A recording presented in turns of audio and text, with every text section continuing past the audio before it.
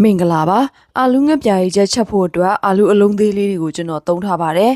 စီထည့်ပေးပါကြက်သွန်ကြီးအရင်စီတက်ပေးတော့ပါကြက်သွန်ကြီးအနှဲငယ်အယောင်ပြောင်းလာပြီဆိုရင်တော့ကျွန်တော်ကြက်သွန်ပြူကိုနှုတ်ဆင်းထားတာလေးထည့်ပြီးတော့ရောပြီးစီတက်ပေးတော့ပါတယ်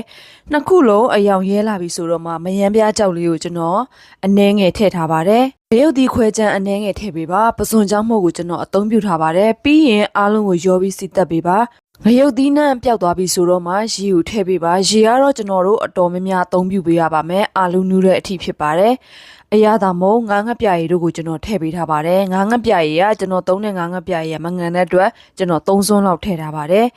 အာလူလေးတွေကိုကျွန်တော်အလုံးလိုက်လေးချက်ပါမယ်ဒီနေရာမှာမယမ်းပြားကြောက်မရှိဘူးဆိုရင်တော့ကျွန်တော်တို့နူးကန်ဒီမှာမကြီးရည်ထည့်လို့ရပါတယ်မနူးဘဲနဲ့မကြီးရည်ထည့်ရင်ကျွန်တော်တို့ရဲ့အာလူကမဆက်ဆက်ကြီးနဲ့စားမကောင်းပါဘူးနောက်ဆုံးချက်ခံဒီချက်မှာကျွန်တော်